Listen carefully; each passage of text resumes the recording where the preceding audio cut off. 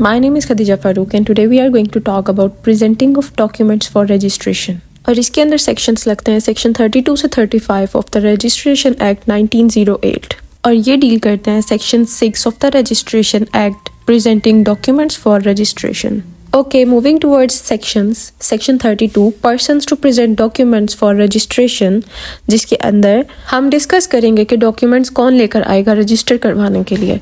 तो सबसे पहले रजिस्ट्रेशन चाहे कंपलसरी हो या ऑप्शनल हो, ये तमाम लोग ला सकते हैं. फर्स्ट वन इज़ कोई भी ऐसा शख्स जिसके पास अब वो प्रॉपर्टी आ गई है या फिर वो बंदा जो उसको पोजेस कर रहा है अब, दैट मीन्स कि वो कोई भी ऐसा शख्स जो एग्जीक्यूट होके जिसके पास आई है या फिर ऐसा शख्स जो कि क्लेम कर रहा है कि अब वो प्रॉपर्टी उसकी है, या फिर कोई भी ऐसा शख्स जो कि डिक्री दिखा रहा है, कोर्ट का ऑर्डर दिखा रहा है और फिर क्लेम कर रहा है कि मेरे पास राइट है इसका, या फिर कोई भी ऐसा शख्स जो कि रिप्रेजेंट कर रहा है उस प्रॉपर्टी को on the behalf of the owner by representation, या फिर कोई ऐसा शख्स जिसके पास अटर्नी है, that means attorney power holder. तो अगर तो ऑनर ने अटर्नी दी है किसी भी बंदे को और वो पावर ऑफ अटर्नी दिखाकर क्लेम कर रहा है कि इस प्रॉपर्टी को मुझे रजिस्टर करवाना है. Okay, next one is section 33 which is power of attorney recognisable for the purpose of section 32. इसके बारे में हम बताएंगे सेक्शन 33 के अंदर, यानी कि ये रेलेवेंट है सेक्शन 32 के साथ ही. के अंदर सबसे पहले हम बात करेंगे जो प्रिंसिपल है जिसने पावर ऑफ अटर्नी दी है. वो प्रिंसिपल अगर तो पाकिस्तान के अंदर है तो दो सूरत हाल है.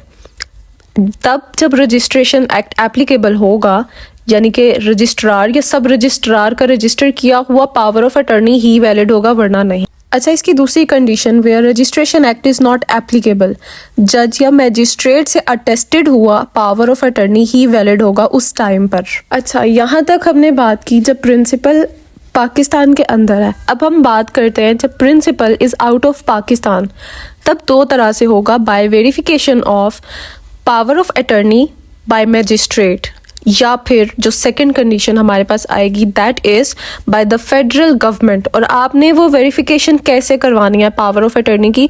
थ्रू एनी पॉलिटिकल एजेंट, तब आपकी वो वैलिडिटी हो जाएगी उसकी. अब हम बात करते हैं सेक्शन 34 की which is inquiry by registrar.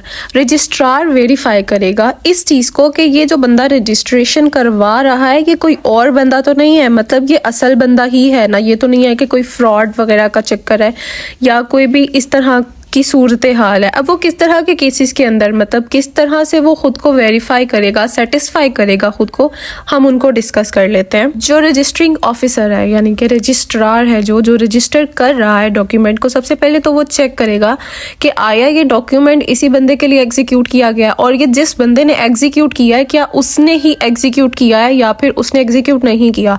और फिर वो सेटिस्फाई करेगा कि ये जिस भी बंदे को प्रेजेंट कर रहा है क्या ये आइडेंटिटी उसी बंदे की है.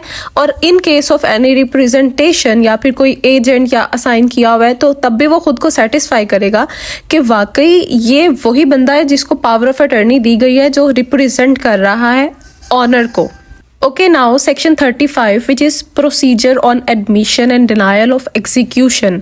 यानी कि अगर तो वो इस चीज़ को एडमिट कर रहा है कि हाँ भी मैं रजिस्ट्रेशन कर देता हूँ, और अगर इस चीज़ को डिनाई कर रहा है कि मैं नहीं करके दूंगा या एग्जीक्यूशन जहाँ पर हुई है वहीं से डिनायल हो गया, इसके अंदर क्या होगा, दो चीज़ें होंगी, या तो एडमिट हो जाएगा या डिनाइल हो जाएगा. अगर वो एडमिट करेगा तो रजिस्टर करके उसको नंबर लगा देगा और आपको नंबर लगा कर दे देगा कि ये नंबर इसको लग गया है. बट इफ़ अगर वो डिनाई करेगा तो वजह लिखकर डिनाई करेगा, और वो वजह क्या हो सकती है, रिफ्यूज़ल ऑफ रजिस्ट्रेशन की, या तो एग्जीक्यूटेंट की डेथ हो चुकी है, या फिर एग्जीक्यूटेंट डिनाई कर देता है, या फिर लुनेटिक हो सकता है या माइनर हो सकता है, जिसकी बिना पर वो रिफ्यूज़ कर सकता है आपको फॉर रजिस्ट्रेशन. ये हमारा सिंपल सा टॉपिक था प्रेजेंटिंग ऑफ डॉक्यूमेंट्स के बारे में. अगर आपको कोई भी चीज़ समझ नहीं आई तो आप मुझसे कमेंट सेक्शन में पूछ सकते हैं. And thank you so much for watching.